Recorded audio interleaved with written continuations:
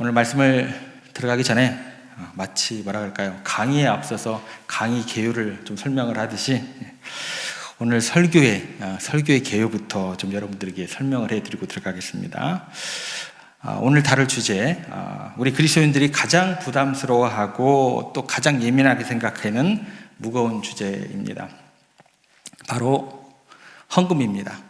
그리고 11조입니다. 그리고 물질의 나눔에 대한 어떤 이야기를 오늘 말씀을 통해서 증거할 겁니다. 그래서 제가 여러분들에게 특별히 당부를 드립니다. 오늘 설교 시간에 절대로 졸으시면 안 돼요. 왜 제가 이 당부를 드리냐? 여러분이 피곤하셔서 깜빡 조시다가 앞뒤 문맥 다 놓치고 제가 강단에서 다 내놓으셔야 합니다 라고 외치는 그 순간에 딱 깨시면 어떻게 되겠어요? 아이고, 우리 목사님 이제 돈 내라네, 다 바치라네, 이렇게 오해하고 집에 가시면 어떻게 돼요? 정말 큰일 나는 이제 일이 벌어지는 거예요. 그러니까 오늘만큼은 눈에 힘을 주시고 눈을 크게 뜨고 끝까지 주님의 말씀 잘 경청하는 시간 되기를 소망합니다. 이 말씀 준비하면서 하나님 앞에서 굉장히 무릎 꿇고 기도할 수밖에 없는 게 목회자의 숙제입니다. 목사인 저에게도 이 물질과 헌금요 대한 설교는 굉장히 부담스럽고 조심스러운 설교가 되는 거예요. 그래서 제가 엎드리면서 항상 이렇게 기도를 합니다. 헌금 설교할 때는 어떻게 기도하냐? 하나님, 만약 오늘 선포되는 이 말씀이 우리 성도들에게 참된 은혜와 참된 자유함이 되지 못하고 그저 무거운 짐과 율법의 정죄함으로만 느껴진다면 그것은 제가 강단에서 하나님께 큰 죄를 짓는 설교가 될 겁니다. 부디 우리 성도들 상처받지 않고 하나님의 따뜻한 마음을 알고 은혜가 되는 시간으로 인도해 주세요. 그러니까 저만 이렇게 기도하면 안 되고 여러분들 이 시간에 뭐라고 기도하셔야 돼요? 이게 하나님의 은혜와 사랑을 느끼는 시간으로 우리 가운데 들려지게 하여 주시옵소서. 그렇게 기도를 하시고 설교를 들어가야겠죠? 준비되셨죠? 안 좋을 준비되셨죠? 조심하면 안 돼요. 우리가 지난 주일 두 번의 어떤 시간을 통해서 요셉의 삶을 통해서 진정한 성공이 무엇인지 이제 하나씩 살펴보고 있습니다. 첫 번째, 하나님께서 주신 성공은 뭐냐면 담장을 높이는 것이 아니다. 기억나시죠? 담장을 오히려 낮추고 이웃을 끌어안고 포용하는 것이다. 이게 첫 번째 성공의 진정한 의미였다라는 것이었고, 두 번째 뭐냐면 원수들마저 기쁘고 또 춤추게 만드는 축복의 통로가 되는 것이었습니다. 이게 이제 두 번째 이제 성공의 의미였고, 오늘은 이제 마지막 시간입니다. 세상의 성공과 하나님의 성공을 가르는 가장 결정적인 기준점이 뭐냐? 그거는 물질관과 소유에 대한 진리. 여기에서 이제 판가름 난다라는 거예요. 이 내용으로 우리가 함께 은혜를 나누고자 합니다. 여러분, 우리가 먼저 냉정하게 우리 사회를 한번 돌아보겠습니다. 세상 사람들은요, 한 사람의 인생이 성공했는지 실패했는지 어떤 걸로 결정을 하게 되는 걸까요? 간단하고 명확합니다. 얼마나 많이 움켜쥐었느냐, 이게 이제 성공과 실패의 어떤 그 기준점이 되는 거예요. 그래서 통장 잔고에 동그라미가 몇 개가 그려질 수 있느냐, 아니면 어떤 아파트의 브랜드 또 몇 평이냐, 이런 거, 또 얼마나 땅을 많이 가지고 있느냐, 이게 이제 그 사람의 가치를 매기는 척도가 되어버린 시대를 살아가고 있다라는 거예요. 그러다 보니까 우리 가운데 비극이 이제 나타나게 돼요. 어떤 비극이 등장하게 되냐면, 현대인들은요, 상대적으로 어떤 마음을 많이 갖게 되냐면 상대적인 빈곤감, 이런 심리에 이제 이렇게 둘러싸이게 된다라는 거예요. 그래서 객관적으로 보면 옛날에 비해서 우리가 하루 세끼 못 먹고 사는 거 아니잖아요, 그죠? 하루 세끼 밥 먹고 남부러울 것 없이 살면서도 우리보다 더 많이 가진 사람을 보는 순간 우리는 뭐예요? 나는 실패했구나 라고 스스로 규정하고 나를 불행의 늪에 그냥 던져버리게 되더라는 거예요. 이게 이제 우리가 처한 우리 세상의 어떤 그런 모습이다라는 겁니다. 제가 예전에 강남에서 목회할 때 겪었던 내용입니다. 한 여자 집사님이 계셨어요. 본인이 명문대 강사셨어요. 그리고 남편은 아주 잘 나가는 종합병원 의사였습니다. 누가 봐도 강남에서도 1% 상위 부유층이에요. 그런데 이 집사님의 얼굴이 늘 먹구름이 끼어 있었고, 이제 급기야 이제 우울증을 앓게 되고 약을 드시게 되었어요. 하루는 함께 이야기하는 중에, 목사님, 저는 실패한 인생이에요. 밤마다 너무 괴롭습니다. 이렇게 이야기를 하는 거예요. 저는 깜짝 놀라서 다시 물었죠. 아니, 집사님, 그게 도대체 무슨 말입니까? 남들이 다 부러워하는 삶을 사시는데요. 그랬더니 이분이 토로하는 말씀이 이렇습니다. 동창 모임에 나갔더니 공부도 못하던 친구들 남편은 수백억 대 벤처기업의 대표가 돼 있고 강남 요지의 빌딩들을 소유하고 있는 건물주라는 거예요. 그리고 그 친구들이 가지고 온 가방을 보니까 명품백을 들고 와가지고 기사가 와서 이제 최고급 외제차를 타고 돌아가는 모습을 보는 순간 우리 집안 꼴이 너무 초라하게 느껴지는 거래요. 어떤 마음이 들었냐면 뼈 빠지게 내가 공부를 해가지고 기껏 하는 게 대학 강사고 또 우리 남편은 의사하면서 월급 모아 사는 자신들이 너무 한심하게 보이게 되더라는 거예요. 이게 뭐예요? 지옥이에요, 지옥. 세상이 우리에게 주는 소유의 지옥이다라는 거예요.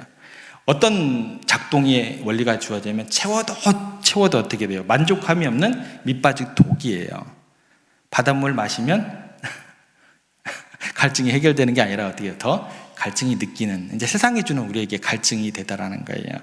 그런데 오늘 성경은요, 그 세상의 성공 개념을 완전히 뒤집어 엎습니다. 하나님께서 정말 인정하시는 진짜 성공이 뭐냐? 얼마나 많이 내 창고에 쌓아두느냐가 아니라 얼마나 많이 내어주고 베풀었느냐, 이게 진정한 성공이다라는 거예요.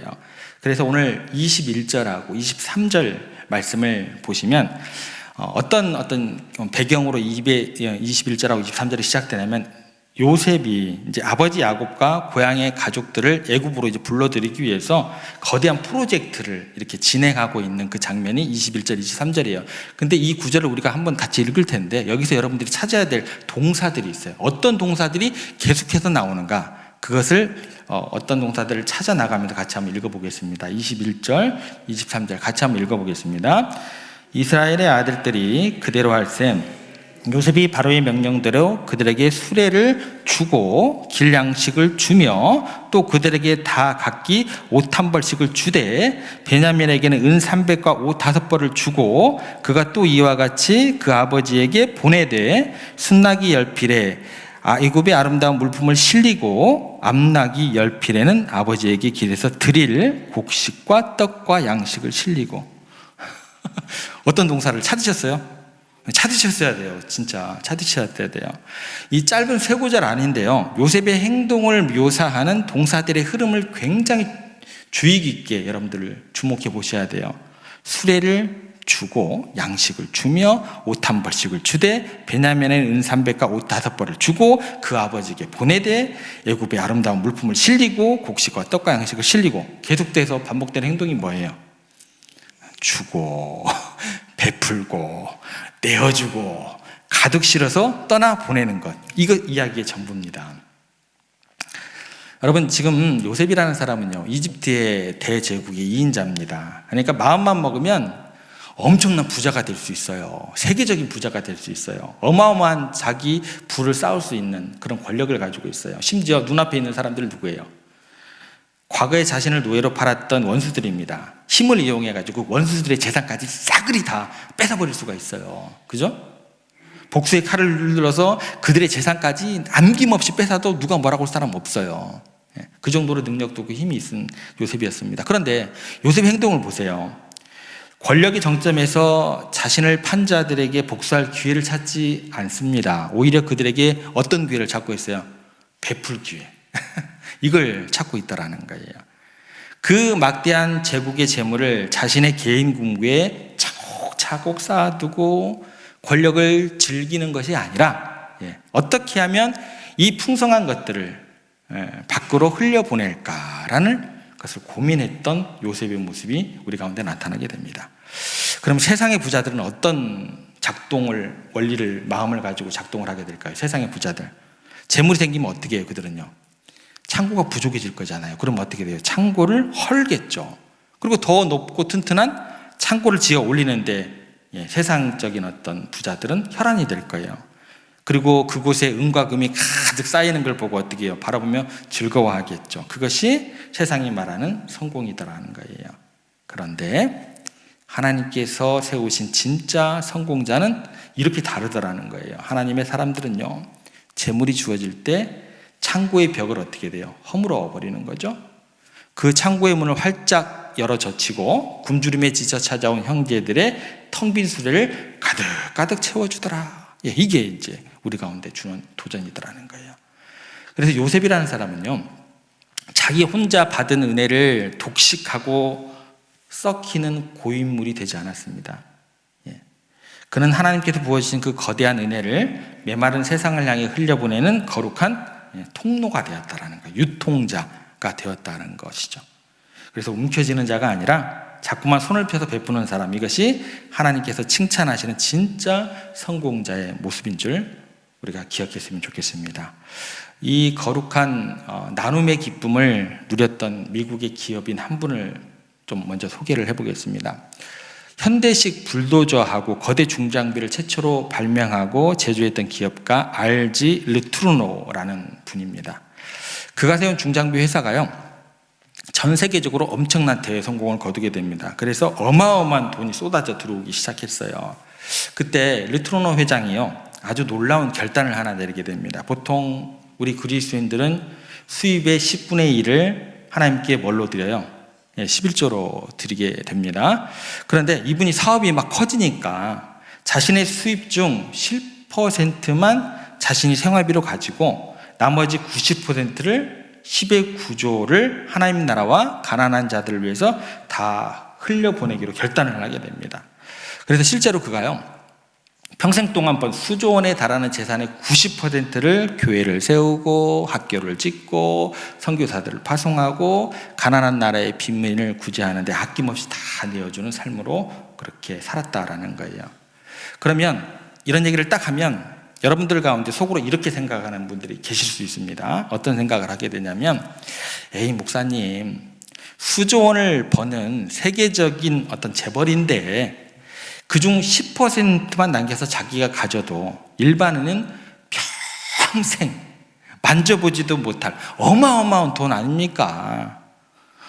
먹고 살기에 차고 넘치니까 90% 얼마든지 할 수 있었겠죠. 들켰죠. 이렇게 생각하시는 분들이 계실 거예요. 맞습니다. 수치상으로 맞는 얘기야. 그런데 여러분은 하나는 알고 둘은 모르는 이야기가 되는 거예요. 어떤 걸 모르냐? 인간의 탐욕이라는 관점으로 사람의 심리를 냉정하게 한번 생각을 해볼게요. 우리가요, 한 달에 100만 원을 벌 때 10만 원을 11조로 떼는 것 비교적 어려울까요? 쉬울까요? 쉽습니다. 자, 그러면 1000만 원을 벌 때 100만 원을 드리는 것까지 어때요? 믿음으로 할 수 있어요. 그런데 여러분의 사업이 대박이 났어요. 10억을 벌고 100억을 벌게 되면 어떻게 될까요? 이거 이제 분위기가 이상해지는 거예요. 1억, 10억짜리 수표를 11조로 끊으려고 하면 갑자기 여러분들 어떻게 되는 줄 아세요? 손이 벌벌벌벌벌 떨려요. 그렇게 되는 거예요, 여러분들.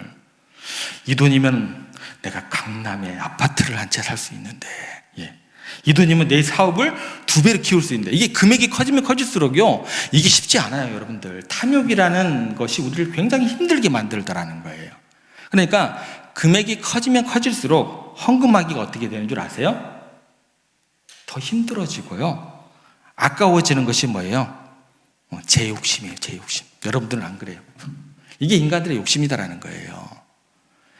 100억을 벌었을 때요, 그중 10분의 1인 10억을 떼어드리는 것도 손이 떨리는데, 하물며 수조 원을 버는 사람이 10%를 드리는 게 아니라 반대로 얼마요? 90%를 포기하고 내어준다. 이것은 단순히 돈이 남아서 할 수 있는 일이 절대 아닙니다. 절대 못해요. 소유권이 하나님께 있다는 철저한 신앙의 결단이 없으면 이거는 불가능의 영역입니다. 이거 쉽지 않아요. 쉽게 여러분들 축복해 주시면 제가 하나님께 뭐 이렇게 한다고 얘기를 하긴 하잖아요. 이게 근데 쉽지가 않는 결단이다라는 거예요. 굉장히 어렵습니다. 그래서 어느 날 한 기자가 그를 찾아와가지고 인터뷰를 하면서 이렇게 물었습니다. 회장님, 아무리 돈이 많아도 그렇죠, 어떻게 번 돈의 90%를 다 남들에게 줘버릴 수 있습니까? 남들에게 다 준 거 아닌데, 하나님이 사업한 건데. 기자가 볼 때는 이제 그렇게 보이는 거죠, 그죠? 그렇게 다 내어주면 아깝지 않으십니까? 그때 르투르노 회장이 이런 대답을 남겼습니다. 당신께서 뭔가 크게 착각을 하고 있습니다. 문제는 내가 내 돈의 얼마를 하나님께 바치느냐가 아닙니다. 원래 이 모든 것이 다 하나님의 것인데 하나님의 돈 중 얼마를 내가 생활비로 쓰느냐의 문제입니다. 이게 진짜 문제다라는 거예요. 근데 우리는 보통 어떻게 생각하는 줄 아세요? 내가 한 달 동안 뼈 빠지게 일을 했어요. 그래서 내가 고생해서 내가 번 돈이에요. 이것이 우리들의 기본 생각의 전개가 되는 거예요. 그러니까 내 돈 중 100% 중에서 10%를 떼어서 하나님께 드릴 때 어떤 마음이 들게 되냐면 내 피 같은 돈인데 이렇게 되는 거예요. 피 같은 돈을 뺏기는 걸로 생각이 되어지는 거예요. 그러니까 막 내 살점이 막 떨어져 나가는 것 같아요. 그래서 아까운 거예요. 어떤 얘기인 줄 아시겠죠? 생각의 주어가 철저하게 나에게 맞춰져 있기 때문에 그래요. 예. 그런데 르트로노 회장의 생각은 뭐예요? 180도 달랐다라는 거죠. 그의 인생의 소유권을 완전히 바뀌어버린 생각이다라는 거예요. 이 회사의 주인은 하나님이시다. 통장에 들어오는 모든 돈은 100% 하나님 것이다. 나는 그저 하나님의 금고를 관리하는 은행 직원이고 청직일 뿐이다. 그런데 참 감사하게도 주인이신 하나님께서 당신의 돈 중에서 나와 내 가족 먹고 살 수 있도록 10%나 되는 생활비를 허락해 주셨구나. 인생의 주인이 나에게서 하나님으로 넘어가는 순간이죠. 그죠? 그래서 헌금하고 베푸는 행위 자체가 내 돈을 빼앗기는 억울한 일이 아니라 오히려 하나님의 것을 내가 생활비로 거저 받아 쓰는 거룩하고 벅찬 감사의 사건으로 이게 뒤바뀌어지게 되는 고백이 되는 겁니다. 그리고 그 회장님이 기자에게 한마디를 웃으면서 더 던졌어요. 그리고 내가 한 가지 비밀을 더 기자님께 알려드릴게요. 제가 이 돈을 제 작은 삽으로 퍼서 하나님과 이웃을 향해 밖으로 내던지면 하나님께서는 제가 만든 저 거대한 불도저와 굴삭기로 제 창고에 은혜와 재물을 다시 밀어 넣어 주시더라고요. 저의 이 작은 삽이 하나님의 굴삭기를 도저히 이길 도리가 없었습니다. 굉장히 멋있는 고백 같아요. 내 작은 삽으로 퍼내었더니 하나님께서 뭘로 퍼주시더라? 굴삭기로 퍼주시더라. 조금 멋있는 것 같아요. 이것이 누구의 삶이었냐면 요셉의 삶이었고 하나님께서 찾으시는 거룩한 복의 통로가 되는 삶이 된다라는 겁니다. 우리가 입으로 주님, 주인 되시는 분이다라고 우리가 고백을 하지만 우리가 어리석은 부자처럼 곡관을 헐고 더 크게 지어 쌓아둘 생각을 많이 하게 되더라는 거예요. 그래서 나눌 생각하기가 참 쉽지가 않아요. 움켜쥐는 것을 우리가 복이라고 생각을 하게 되더라는 거예요. 그런데 요셉을 보시면 그에게 권력과 물질은 사랑하는 사람들을 살려내기 위해 밖으로 흘려보내는 도구에 불과했다라는 거예요. 우리들의 삶도 마찬가지가 되기를 하나님께서 원하신다라는 겁니다. 여러분에게 주어진 물질, 또 직분, 또 재능, 나만을 위해서 어리렇게 쌓아두지 마시고 내 곁에 이웃들을 향해 아낌없이 수레에 실어 보내는 참된 하나님께서 기뻐하시는 넉넉한 부자들 되시기를 주님의 이름으로 축원합니다. 자, 이렇게 이제 수레에 가득가득 양식과 선물을 실어서 기쁨으로 형들을 고향으로 이제 가나안 땅으로 출발 이렇게 시켰어요. 그런데 이렇게 기쁨 가운데 아름다운 만남을 하고 이렇게 보내는 그 요셉이 형들에게 우리가 기대하지 못하는 이상한 말을 해요. 형들의 뒷모습을 향해서 굉장히 뼈 있는 한마디를 던지게 됩니다. 어떤 이상한 말을 하게 되는지 24절 한번 보겠습니다. 같이 읽겠습니다. 이에 형들을 돌려보내며 그들에게 이르되 당신들은 길에서 다투지 말라 하였더라. 뭐라고 나와요? 당신들은 길에서 다투지 마. 금방 뭐 했는데? 막 울고불고 내가 잘못했어. 동생 오랜만에 만나서 너무 즐거워. 우리가 잘못했어. 모든 화해가 끝났잖아요. 근데 뭐 선물을 많이 이렇게 쌓아주고 가는 형들의 뒤통수에 대고 뭐라고 해요? 형들 싸우지 마 이렇게 얘기를 하더라는 거예요. 이게 굉장히 이상한 말이다라는 거예요. 왜 이상한 말이 될까? 좀 더 생각을 해보겠습니다. 요셉이 그러면 왜 이 감동적인 이별의 순간에 굳이 얼굴을 정색을 하면서 이런 경고를 하면서 형들에게 당부를 했을까? 이 짧은 한마디 안에요. 인간들의 심리와 본성에 대한 요셉의 예리한 통찰이 숨어져 있다라는 거예요. 지금 형들이 끌고 가는 그 수레를 한번 여러분들 한번 그림을 한번 그려보세요. 애굽의 귀한 보물들이 다 실려 있어요, 수레에. 그죠? 평생 먹고도 남을 양식이 거기에 가득가득합니다. 22절 다시 보시면 이렇게 기록되어 있죠. 또 그들에게 다 각기 옷 한 벌씩을 주되 베냐민에게 은 300과 옷 5벌을 주고. 근데 여기 보면 분배에 대한 어떤 차등적인 분배가 등장하게 돼요. 이게 왜 차등적으로 등장하는가? 그 이유는 설교를 준비를 못했어요. 다음에 한번 이 내용 가지고 설교를 다시 한번 해볼게요. 지금 여기서 중요한 건 이게 아니고 어찌됐든 차등적으로 분배가 지어졌다라는 그 내용을 좀 접근을 해볼게요. 요셉이 형들에게요, 다 각기 옷 한 벌씩을 주었는데 자신의 친동생인 막내 베냐민에게는 얼마씩 줬어요? 은 300개와 옷 5벌을 줬어요. 그러니까 어마어마하게 차별 대우를 하게 된 거예요. 그리고 요셉은 이렇게 주었을 때 인간의 타락한 본성이 어떻게 작동하는가를 너무나 잘 알고 있었어요. 그러니까 내 손에 재물이 쥐어지는 순간, 그것도 가까운 형제들 사이에 불공평한 차이가 눈에 보이게 되면 어떤 일이 벌어지는 줄 아세요? 반드시 시기심이 발동을 하게 돼요. 그리고 옛 상처를 들쑤시기 시작하게 되더라는 거예요.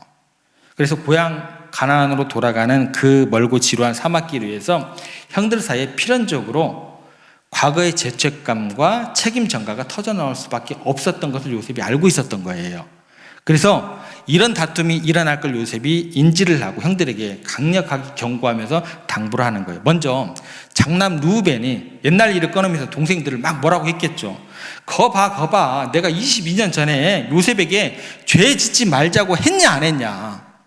내가 그렇게 얘기를 했는데 너희가 기어이 요셉 팔아 넘겨버리는 바람에 요셉이 아직도 우리에게 앙심을 품고 우리를 이렇게 차별 대우하는 거 아니냐.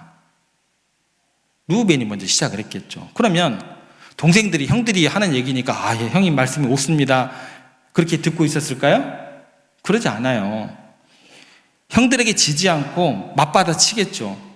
형님은 그러면 장남으로 책임 없습니까? 왜 이제 와서 우리 탓만 합니까? 그리고 저 베냐민 좀 보세요. 아버지가 평생 베냐민만 편애하고 감싸고 돌더니 이제 요셉마저 베냐민에게만 은 300개와 옷 5벌 주지 않습니까? 우리가 그동안 집안일로 얼마나 뼈빠지게 고생을 했는데 저 녀석이 한 게 도대체 뭐라고 우리를 이렇게 차별 대우하는 겁니까? 이전에 막 울고 대성봉동하면서 막 사랑합니다, 사랑합니다, 그 있어요 없어요? 이게 물질이에요. 이게 참 이상하죠, 그죠? 22년 동안 묵혀두었던 요셉을 향한 죄책감, 그리고 서로를 향한 비난, 책임전가, 그리고 아버지의 사랑을 독차지했던 베냐민을 향한 뿌리 깊은 질투심, 그리고 현실 눈앞에 보이는 뭐가 있어요? 물질, 막 너무나 많이 보이고 있잖아요. 그 질투가 막 뒤엉켜가지고 술에 의해서 무슨 일이 벌어질까요? 피 터지게 싸우는 거예요, 이제. 그게 요셉이 걱정이 됐던 거예요. 그래서 간곡하게, 강력하게 엄히 경고하는 거예요. 제발 그 은혜를 안고 돌아가는 길에서 서로 다투지 마십시오. 그래서 이 이야기가 이상하면서 이상하지 않은 이야기가 되는 거예요. 자, 그러면 이 요셉의 당부를 우리가 좀 더 깊이 묵상을 해보면 오늘날 교회의 우리의 모습을 직면하게 됩니다. 요셉이 길에서 다투지 말라고 한 진짜 속뜻이 뭐냐면, 형님들, 당신들이 지금 수레에 실어서 끌고 가는 이 수레와 양식을 보십시오. 이것이 형님들이 잘나서 받은 겁니까? 형님들이 수고해서 얻은 공로입니까? 아니지 않습니까? 형님들은 원래요, 죽어 마땅한 죄인들입니다. 이 모든 풍성함은요, 철저하게 나로부터 시작된 일방적인 은혜와 용서의 결과입니다. 그러니 길 위에서 서로 네 탓이네, 내 탓이네, 과거의 흠을 들추면서 서로 비난하고 싸우지 마십시오. 또한 베냐민이 더 받았네, 우리가 못 받았네, 비교하면서 시기하지도 마십시오. 은혜를 걷어받은 사람들은요, 불평할 권리도 다툴 자격도 없습니다. 이 얘기가 되는 거예요. 여러분, 우리가 교회 안에서 또 가정에서 언제 핏대를 세우며 다투고 원망하는 줄 아세요? 내가 구원받았다는 은혜를 망각해버리고 그것을 당연한 내 권리라고 착각하는 순간 피 떼내고 싸우게 돼 있어요. 교회 그때 시끄러워집니다. 우리는 뭐예요? 하나님 앞에서 똑같은 죄인들인데 다른 사람과 나를 끊임없이 비교를 하면서 왜 저 사람은 나보다 헌금도 안 하는데, 나보다 봉사를 안 하는데 교회에서 더 더유를 받느냐는 거예요. 왜 나는 이토록 충성을 하는데 칭찬 한마디 없느냐는 거예요. 내가 받을 몫이 적다고 남이 나보다 더 가졌다고 생각할 때 서운함이 밀려오고 막 다툼이 일어나게 되더라는 거예요. 그러면 우리는 그때 어떻게 해야 될까요? 십자가를 바라봐야겠죠. 십자가를.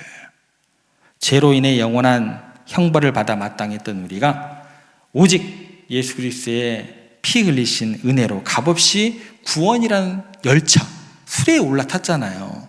그런데 우리가 저 영원한 천국을 향해 걸어가는 이 순례의 길 위에서 누구 교회 직분이 더 높네, 누가 더 목사님께 사랑받네, 누가 과거에 무슨 잘못을 했네 마네 서로 시기하고 질투하고 다투면 될까요? 그것은 우리를 구원하신 십자가의 은혜를 모욕하는 일이 되는 겁니다. 우리는 그저 나 같은 죄인 살리신, 얼마나 좋은 찬송가가 있어요. 이 찬양 하나만으로도 여러분들 가슴이 벅차시잖아요. 그러면서 서로의 허물을 덮어주고 손잡고 천국길을 함께 걸어갈 은혜의 빚진 자들이 우리들이다라는 거죠. 오늘 이 예배를 통해서 여러분의 심령과 우리 교회 안에 비교와 다툼이 사라지고 은혜로 말미암아 누리는 평안이 가득한 여러분들의 삶과 우리 교회 되기를 간절히 축원합니다. 자, 그러면 이제 마침내 수레를 끈 형들이 가나안 땅에 도착을 했어요. 늙은 아버지 야곱에게 이제 엄청난 소식을 전하게 됩니다. 26절 한번 보겠습니다. 어떤 소식을 전할까요? 같이 읽겠습니다. 알리어 이르되 요셉이 지금까지 살아있어 애굽 땅 총리가 되었더라. 야곱이 이 소식을 듣고 처음에 안 믿었어요. 이것들이 또 나 속이려고 거짓말하네, 이렇게 생각을 하게 되더라는 거예요.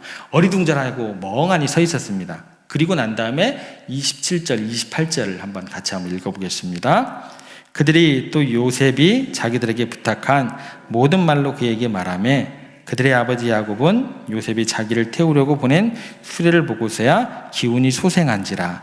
이스라엘이 이르되 조카도다, 내 아들 요셉이 지금까지 살아있으니 내가 죽기 전에 가서 그를 보리라 하니라. 예. 가장 사랑하는 아들을 잃고 무려 22년 동안 슬픔과 절망 속에 살던 야곱이었어요. 그런데 살아있는 아들 요셉이 보낸 뭐를 보고 수레를 봤어요. 그러니까 뭔가 이게 줘야 돼요. 예. 말로만 하면 그 사람 안 살아난다니까요. 그렇죠. 이것이 나한테 거짓말하는구만, 또 거짓말하는구만. 그렇다니까요, 여러분들. 살아있는 아들이 요셉이 보낸 풍성한 은혜의 수레, 또 자신을 살리기 위해 모든 것을 실어보낸 그 물질을 보고 그 사랑을 확증하는 순간 야곱의 굳어버린 심장이 다시 쿵쾅쿵쾅 뛰기 시작했다는 거예요. 그러니까 여러분들, 우리가 전도하러 나갈 때 뭐라도 드려야 돼요. 항상 아무것도 안 가지고 가고 종이만 하나 드리면서 전도지 한번 읽어보세요 하면은 반응이 별로 안 좋을 수도 있어요. 사랑의 확증을 보는 순간 야곱의 굳어버린 심장이 다시 고동치기 시작합니다. 그래서 뭐라고 나와요? 기운이 소생한지라. 죽어가던 영혼이 다시 불타오르게 되었다라는 겁니다. 그리고 야곱은 이렇게 감격해서 외치게 됩니다. 조카도다, 내 아들이 나를 위해서 이 모든 것을 내어주었으니 이제 내가 당장 죽어도 여한이 없다. 이렇게 이제 유언을 이야기를 하게 되는 거죠. 여러분, 그래서 나를 비우고 누군가에게 나의 모든 것을 아낌없이 내어주는 삶, 이거는 세상을 뭐라고 얘기를 하냐면 바보 같으니라고 손가락질해요. 그죠? 그런 이타적인 삶의 결론이, 그런데 오늘 성경은 이렇게 등장을 하게 되는 거예요. 한 사람의 철저한 내어줌이 절망의 늪에서 죽어가던 영혼을 다시 살려내는 위대한 생명의 기적을 만들어내는 겁니다. 이게 교회가 세상 가운데 보여줘야 할 기적이 되는 겁니다. 오늘 본문에 나타난 요셉의 이 철저한 내어줌을 보면서 여러분들은 누구를 떠올리셔야 될까요? 우리를 위해서 당신의 전부를 내어주신 만왕의 왕이신 예수 그리스도, 그분의 십자가를 우리가 만나게 됩니다. 우리는요, 예수님을 가장 위대한 분이라고 고백을 하게 돼요. 그리고 온 우주에서 가장 성공한 분이라고 고백하는데 그 성공의 기준이 뭘까요? 마지막 죽는 순간에 예수님은 다 이루었다고 하셨습니다. 그래서 그분은 가장 성공의 인생이 되었다라는 거죠. 그런데 예수님께서 다 이루었다고 말씀을 하셨는데 도대체 뭘 이루었다는 거예요? 한번 생각해 볼게요. 제자들 12명 잘 훈련시키셨을까요? 마지막에 다 도망가고 십자가 밑에 요한 1명 남았습니다. 뭘 다 이루시는 걸까요? 제자 훈련이 성공했어요? 아니죠. 백성들을 잘 섬겼기 때문에 백성들이 종려나무 가지를 흔들면서 호산나 다윗의 자손이 하더니 결국 끝까지 그분을 왕으로 모셨을까요? 이걸 다 이루셨어요? 아니죠. 불과 며칠 뒤에 십자가에 못 박으러 소리 질렀습니다. 예수님께서 하늘 영광을 버리고 이 땅에 오셔서 무언가 대단한 것을 많이 소유하셨을까요? 하늘 영광을 버리고 오셨으니까 하늘 영광보다 더 큰 영광을 이 땅 가운데 이루셨어요? 손에 쥐셨어요? 그래야지 다 이루었다고 할 수 있는 거잖아요. 막 건물도 좀 짓고 돈을 좀 많이 모으셨을까요? 그래서 다 이루셨을까요? 아니잖아요. 예수님께서 마지막 십자가 위에서 자기가 입고 있던 유일한 재산인 겉옷과 속옷까지 다 뺏기셨습니다. 로마 군병들이 제비 뽑아서 다 가져가 버렸어요. 머리간에는 과시관이 쓰여져 있었고 발가 벗겨진 채 가장 수치스러운, 영광이 아니죠, 수치스러운 모습으로 매달려 있었다는 거죠. 그리고 여러분들 여기에서 한 가지 더 생각해 볼게요. 십자가 위에 두 손 두 발 못에 대못이 박혔어요. 그분의 양손에 차갑고 굵은 쇠못이 박혀 나무에 고정되어 있었다라는 거예요. 그러면 손에 못이 박혀 묶였다는 것, 이게 뭐를 의미할까요? 이제 예수님께서 물리적으로 세상에 그 어떤 것도 잡을 수 있어요, 없어요? 묶어놔 버렸어요. 어디 가서 뭐 잡을까 봐 발도 묶어놓고 손도 묶어놔 버렸어요. 움켜쥐진 상태가 사라져 버렸다는 뜻이 되는 거예요. 돈도 그렇고 권력도 그렇고, 아무것도 붙잡을 수 없도록 그 두 손과 두 발에 못으로 해서 나무에 박아놔 버렸다는 거예요. 그리고 움켜줄 수 없는 두 손을 벌리신 채, 묶였으니까 두 손 벌리고 움직이도 못하니까 매달려가지고 당신의 목 속에 있는 뭐까지 다 쏟아내셨어요? 물과 피까지. 자신의 귀한 생명 그 자체를 다 우리에게 주셨어요. 예수님이 십자가에서 말씀하신 다 이루었다 라는 뜻이 뭘까요? 그러면 남김없이 베풀었다. 그죠? 하늘의 그 영광, 하나님의 능력, 그 크신 은혜와 당신의 생명과 피를 우리를 위해 완벽하게 다 줬기 때문에, 그래서 마지막에 뭐라고 외치셨어요? 다 이루었다 라고 선포하셨다라는 겁니다. 여러분, 우리는요, 이 땅에서 무언가를 자꾸 모으고 쌓아야 내 인생 다 이루었다, 성공했다 라고 생각을 하는데, 우리 하나님께서 말씀하시는 성공은요, 요셉도 그렇고 오직 베풀고 나누어 주는 것이 진짜 성공이에요. 자기를 비워내는 것, 그것이 다 이룬 것이 되는 거예요. 우리가 죽어 하나님 앞에 섰을 때 창고에 가져갈 것이 잔뜩 남아있는 인생은요, 하나님 앞에서 실패한 인생이 되는 겁니다. 실패한 교회가 되는 거예요. 그런데 우리는 알아요. 뻔히 알면서도 우리는 세상을 향해 거꾸로 가고 있더라는 거예요. 그리스도인이면서 쌓아두는 것을 우리가 자랑으로 여기고 아무것도 나누지 않으면서 이것이 하나님께서 주신 복이라고 착각을 하고 그걸 간증하고 있더라고요. 아니죠. 다 베푸는 겁니다. 흘려보내는 거예요. 그게 진짜 성공입니다. 그러면 이렇게 한번 질문을 한번 해볼게요. 인류 역사상 가장 성공하기 힘든 사람이 누구였을까요? 누구였어요? 제가 설교를 잘못했나 보다. 인류 역사상 가장 성공하기 힘든 분이 누구셨어요? 예수님이죠. 하늘 부자를 원래 가지고 계셨던 분인데 그거 다 내려놓고 십자가의 고통 감내하면서 모든 걸 비워내기가 이게 쉬웠을까요? 성공하기가 가장 어려운 분이 누구예요? 예수님이셨어요. 그 다음에 성공하기 어려운 사람들이 누굴까요? 예수님께서 이야기하셨어요. 부자들. 세상 가기 성공하기 힘듭니다. 그래서 천국 가기가 뭐라고 하셨어요? 낙타가 바늘기로 들어가는 것보다 어렵다. 가진 것이 너무 많아서 다 내려놓아야 되니까 힘든 거예요. 그래서 예수님께 영생을 묻고자 찾아왔던 부자 청년도 결국 얼굴에 근심을 띠면서 돌아간 이유가 뭐예요? 그 위대한 성공의 길 앞에서 멈춰 섰기 때문에 그래요. 그 하나님의 거룩한 부르심 앞에서 멈춰 서버렸어요. 그만큼 힘든 거예요. 왜요? 너의 소유를 다 팔아서 가난한 자들에게 나누어 주고 나를 따르라 하셨거든요. 예수님께서는 비원의 미를 가셨지만 부자 청년은 이거 못 간 거예요. 그만큼 힘든 거예요, 여러분들. 그런데 솔직히 말해서 저 같은 사람은 어때요?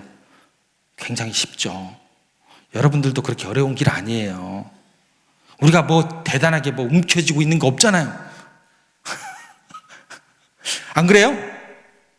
내려놓을 게 막 많아요. 그렇지 않잖아요.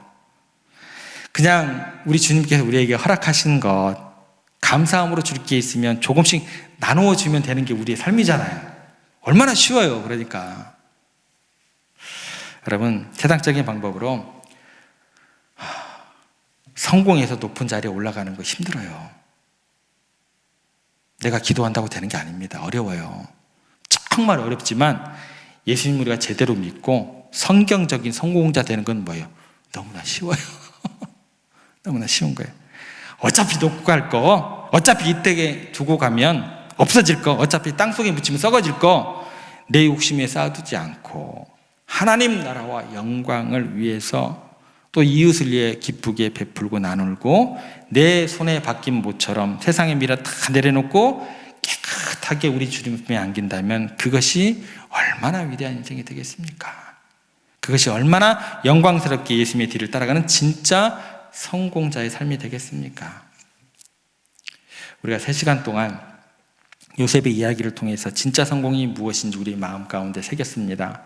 하나님께서 친히 높이 세우시는 위대한 성공자들 되기를 간절히 소원합니다.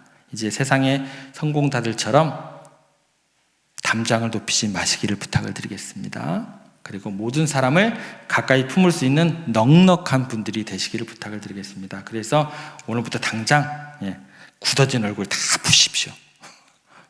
굳어진 얼굴 다 푸시고 목에 들어간 깁스 다 빼시고 누구나 다가올 수 있는 어떤 사람이 되시기를 부탁을 드릴까요? 따뜻한 사람이 되시기를 부탁을 드릴게요. 그리고 여러분 한 사람 때문에 갈라졌던 사람들이 회복이 되고 원수들이 연결되는 축복의 통로가 되십시오. 무엇보다도 여러분의 마음에 이 결단을 품으십시오. 내가 죽는 날 썩어질 것을 움켜쥐고 불명예스럽게 죽지 않겠다.